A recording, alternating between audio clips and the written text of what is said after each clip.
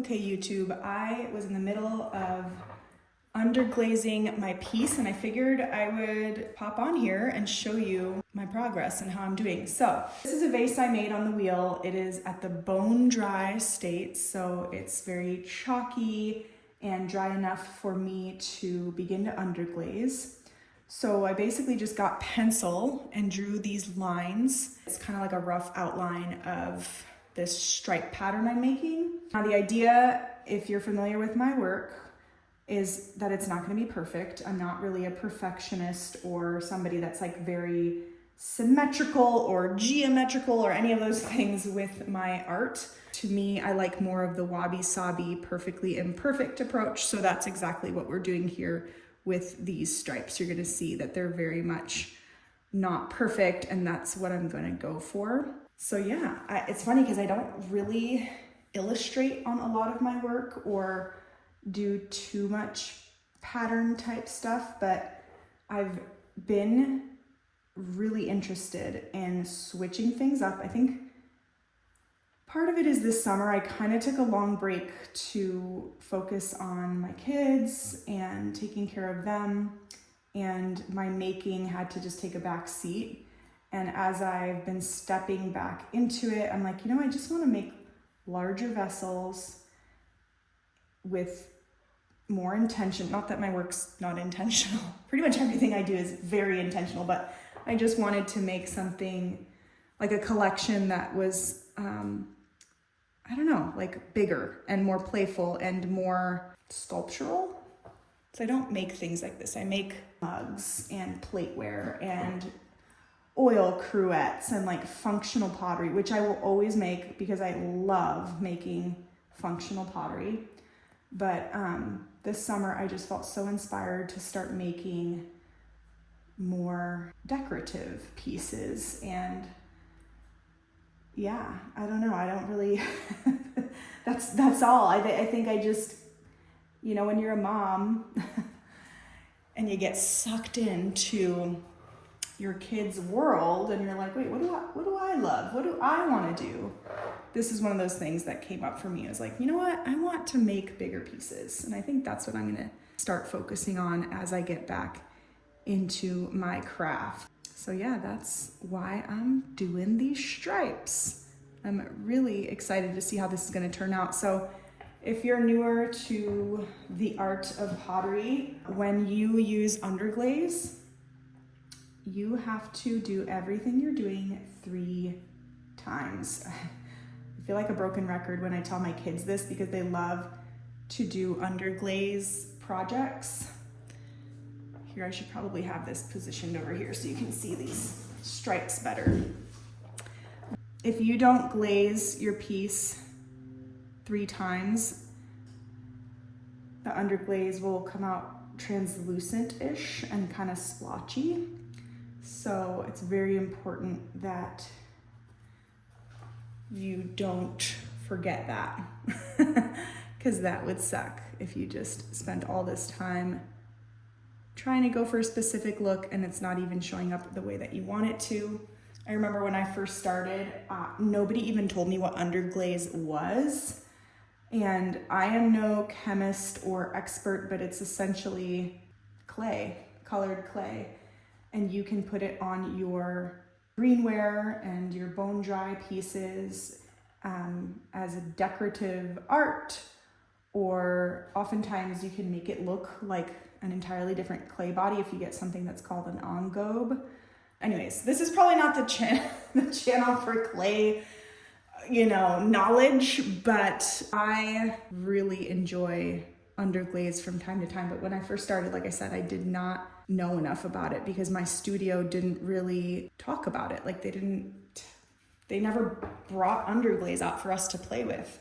I talked to this artist who would load the kiln at my studio when I used to throw at a studio, and I said, why doesn't the studio teach about underglaze too much? And he said it was because a lot of artists in the ceramic world consider underglaze and illustrating on your work pretty rudimentary. And I just was like, oh, here we go. like it just felt like that whole thing of the snooty artist vibes. I'm like, really rudimentary, like some of the most beautiful pieces have been hand illustrated on. I think it just comes down to preference. I am a big believer of doing whatever you want, whenever you want when it comes to your art.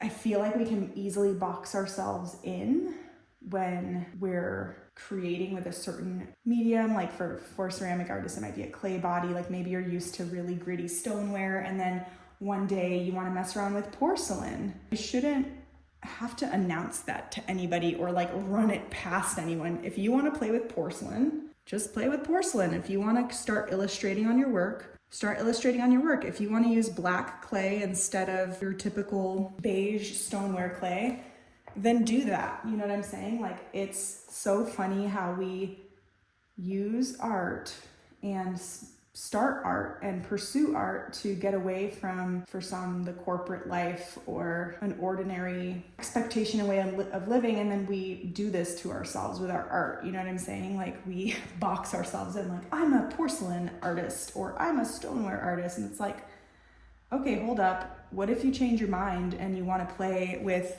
different mediums, you know, and different, like maybe you want to make sculptures, maybe you're somebody that makes handmade cups and you want to get into sculptural work. That should be fine, you know?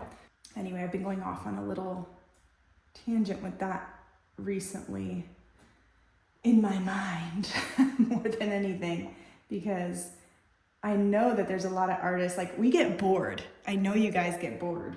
I get bored too, doing the same thing, working with the same clay, you know, glazing the same, with the same 5 glazes or whatever it is. Like, I want more dimension. I want to illustrate. I want different clay bodies. Like, we want change. I think it's part of our human nature. I just beg of you, if you are an artist and you're wanting to play around with something else, even if you're not a ceramic artist, even if you play with watercolors and you want to start using pastels, like, go use pastels. Who cares?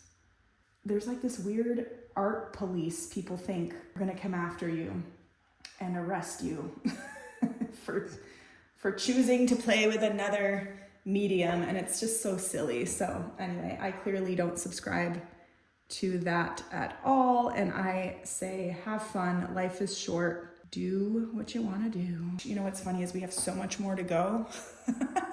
I'm like not even done. This YouTube would be like 2 hours long if we were to finish this together, you guys, because look, I have this and then I have to do it 2 more times. 2 more times. So hence why I came on to YouTube and wanted to chat, because I will be here for a while. And by the way, I am not afraid. I'm not afraid of the camera. I probably look horrible right now, but I am someone that likes to keep it on my work, okay? But if you need to see that I'm a human, I am a human. These are not robot hands. So funny with all the AI and stuff floating. Oh my gosh, like somebody, I think I saw like a Instagram reel of someone saying, why do we have to create, you know, process videos as artists now? Like, isn't the product enough? And while I agree, and it is exhausting to make not DIY videos, but process videos, I mean, we're fighting with AI at this point. Like, there are full on, and if you're a ceramic artist that's selling, you know exactly what I'm talking about, but there are full on AI generated videos of these potters that have these sob stories. They made up a product. A lot of them are the berry bowls, which, by the way, I have a berry bowl that went viral. It did really well. I got into several magazines. You could see right here, that's my berry bowl on Santa Barbara Life and Style. But anyways, sorry, this is how I speak. It's very scattered. There will be an AI video of a product like a berry bowl, and it is this fake sob story that somebody made up about how nobody will buy their berry bowls. And there's some ridiculous and distinct sob story about the reason why I got made fun of because I was ugly or something ridiculous. And then they say, like, will you support me by buying my art or something ridiculous? And then it's these mass-produced ceramic berry bowls made in who knows where. And then people in the comments are just eating it up and like buying the product. And it's like fully a mass-produced ceramic product. It drives me insane. So yeah, when I think of process videos and that jazz, while it is annoying, now that we're in this ridiculous AI age, it's like, what are we supposed to do? You know, we kind of have to show how human we are because of the system. And I won't get too down the rabbit trail with that. But if you see one of those videos, sorry, I'm gonna turn the camera. If you see one of those videos, go to the website. You will always notice that in their About Me section, it's almost always empty. And they always say that they can ship to multiple different countries if you click the drop down and it says like where to ship. If you are a real potter, you know that you're not shipping globally. It's so expensive to ship even just to Canada from the US. Like there's no way you're shipping globally. So that tells me that that product, number one, is mass produced. It's made in some factory, maybe outside of the US, and made very cheaply, and they're shipping it everywhere. Anyway, it just drives me nuts because there's people, humans like me, that are spending their time making real products and selling them and marketing them, and it takes a lot of work and it's really hard work, and we're having to fight this like AI system with these like fake ridiculous videos, and people are just eating it up. So anyways, it's not why I came on here to make a YouTube video. I wanted to show you my stripes, but hopefully I pop on here more. I'm so bad about YouTube, but I'm trying to get better. And honestly, it's nice. I feel like this is a good place to be. I think I want to spend more time on here than I do on Instagram. So if you enjoyed this, let me know in the comments, and please look out for those scammers. If you like videos like this, I need to know. So hit that subscribe button. It's the first time I've ever said that. But just do it, okay? Because otherwise, what am I doing here? Bye.